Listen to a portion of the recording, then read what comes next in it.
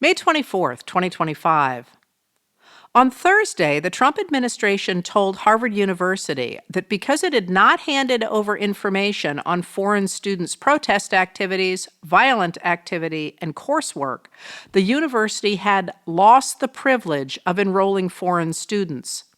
Secretary of Homeland Security Kristi Noem said this decision was based on the administration's determination to enforce the law and root out the evils of anti-Americanism and anti-Semitism in society and campuses. This argument has always been a thinly veiled way to use actual anti-Semitism to destroy universities, a reality illustrated by Trump's hosting last night of cryptocurrency investors whose coins are literally named things like the Jews. Harvard promptly sued, noting that the administration has engaged in an unprecedented and retaliatory attack on academic freedom at Harvard, and calling the attack a blatant violation of the First Amendment, the Due Process Clause, and the Administrative Procedure Act. With the stroke of a pen, the lawsuit reads, the government has sought to erase a quarter of Harvard's student body, international students who contribute significantly to the university and its mission. Hours later, Judge Allison Burroughs of the U.S. District Court for the District of Massachusetts granted Harvard's request for a temporary restraining order barring the administration's change from taking effect. She wrote that the new policy would cause immediate and irreparable injury to Harvard. While President Donald J. Trump might well have his own reasons for hating a university famous for its brainpower, the anti-intellectual impulse behind Trump's attacks on higher education has a long history in the United States. That history reaches at least as far back as the 1740s, when European American settlers in the western districts of the colonies complained that men in the eastern districts, who monopolized wealth and political power, were ignoring the needs of Westerners. This opposition often took the form of a religious revolt, as Westerners turned against the carefully reasoned sermons of the deeply educated and politically powerful ministers in the East, and followed preachers who claimed their lack of formal education enabled them to speak directly from God's inspiration. 100 years ago tomorrow, that cultural impulse surfaced in a national spectacle that would feed directly into today's attacks on education. On May 25, 1925, a grand jury in Tennessee indicted 24-year-old football coach and science teacher John T. Scopes for violating Tennessee's law, passed in May of that year, that made it unlawful to teach any theory that denies the story of the divine creation of man as taught in the Bible, and to teach instead that man has descended from a lower order of animals. In other words, Tennessee had banned the teaching of human evolution. The law, known as the Butler Act, was sponsored by John Washington Butler, a farmer and head of the New World Christian Fundamentals Association, which sought to establish the Word of God as revealed in the Bible at the heart of American life. Butler later said he didn't know anything about evolution, but had heard that boys and girls were coming home from school and telling their fathers and mothers that the Bible was all nonsense. Tennessee Governor Austin Peay signed the law to please rural Tennesseans and their representatives, but he allegedly did not think the law would ever be enforced. The American Civil Liberties Union recruited Scopes to test the law, just as a local man from Dayton, Tennessee, thought a trial there would give the town welcome publicity.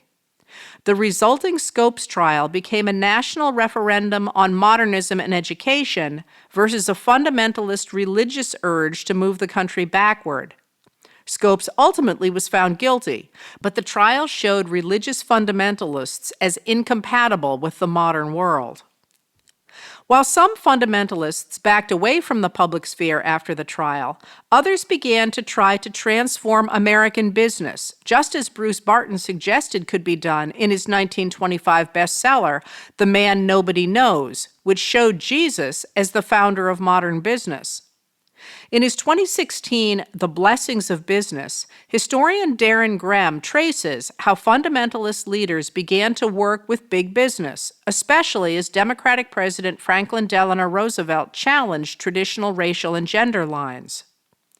The New Deal seemed to undermine the influence of the church by providing federal welfare policies. The Church League of America made common cause with the businessmen who opposed the business regulation in the New Deal, arguing that Christianity elevates and dignifies human personality in contrast to the so-called collectivist or Marxist doctrines. Free religion, free enterprise are inseparable. One cannot exist without the other. William F. Buckley Jr. applied this line of thinking to higher education in his 1951 God and Man at Yale, The Superstitions of Academic Freedom. In it, Buckley argued that Yale University was corrupted by atheism and collectivism, not because its faculty actually called for atheism and collectivism, but because their embrace of fact-based arguments supported the government that had grown out of the New Deal. Modern universities embrace the Enlightenment tradition of a free search for knowledge in the belief that informed discussion, fed by a wide range of ideas, was the best way to reach toward truth. As ideas were tested in public debate, people would be able to choose the best of them. This was the basis of academic freedom. Buckley denied this superstition. Truth would not win out in a free contest of ideas, he said. Students would simply be led astray. For proof, he offered the fact that most Americans had chosen the New Deal and continued to support its extension. He called for Yale to replace faculty that believed in academic freedom with those who would advance the causes of Christianity and free enterprise. Government analyst McGeorge Bundy called the book dishonest in its use of facts, false in its theory, and a discredit to its author. He recognized it as clearly an attempt to start an assault on the freedom of one of America's greatest and most conservative universities. America's post-World War II university system was the envy of the world, driving innovation and medical and scientific research that made the U.S. economy boom and raised standards of living around the world. But the idea that the modern government imposed the will of what Ronald Reagan called a little intellectual elite in a far distant capital on the laws of God and the natural laws of the United States was a powerful tool to undermine the modern government. In a 1971 memorandum for the U.S. Chamber of Commerce, lawyer Lewis F. Powell Jr. wrote that the American economic system, which he defined as the free enterprise system, capitalism, and the profit system, is under broad attack. Powell identified college campuses as the center of this attack and called for setting up right-wing think tanks and speakers series to advance the interests of business, restoring what he called balance to textbooks, and for pressure on colleges to appoint right-wing faculty members, all in the name of strengthening of both academic freedom on the campus and of the values which have made America the most productive of all societies. As Republicans embraced economic individualism and religion, they also embraced anti-intellectualism. Their version was not unlike that of the early colonists, in which rural Americans, especially those in the West, claimed their evangelical religion made them more worthy than the urban Americans in the East, who far outnumbered them. When Republican presidential candidate John McCain tapped evangelical Alaska Governor Sarah Palin to be his running mate in 2008, he acknowledged the growing power of that demographic. Increasingly, far-right activists insisted that all the pillars of society, including universities, had been corrupted by the liberal ideas behind the modern government, and that those pillars must be destroyed. In 2012, college dropout Charlie Kirk and Tea Party activist Bill Montgomery formed Turning Point USA to purge college campuses of those faculty members they saw as purveyors of dangerous ideas.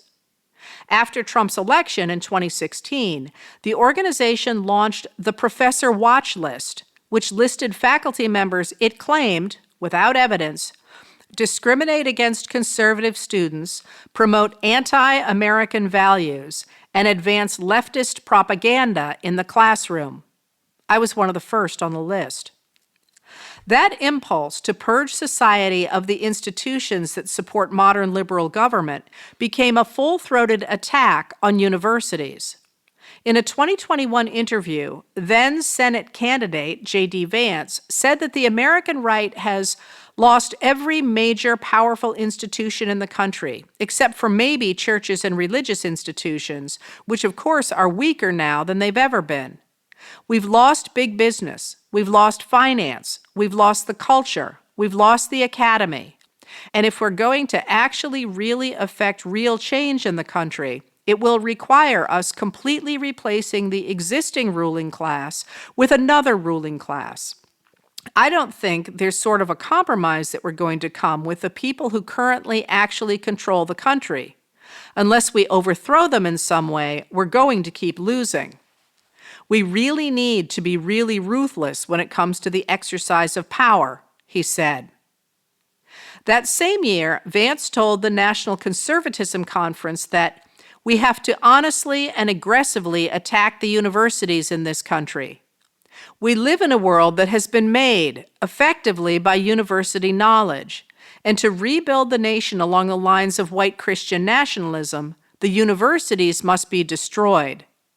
Vance told the audience, the professors are the enemy. On July 1st, 2024, the Supreme Court decided that an American president could not be prosecuted for crimes committed as part of his official duties.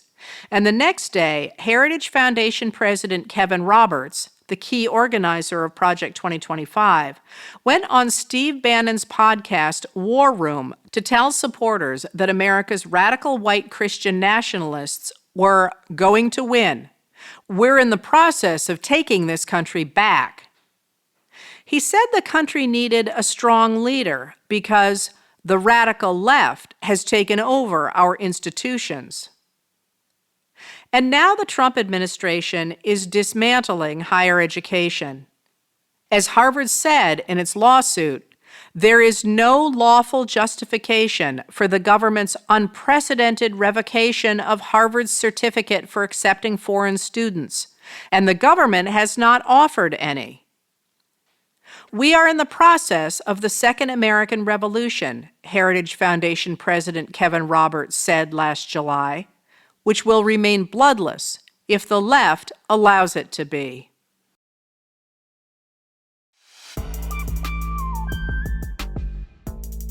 Letters from an American was written and read by Heather Cox Richardson. It was produced at Soundscape Productions, Dedham, Massachusetts. Recorded with music composed by Michael Moss.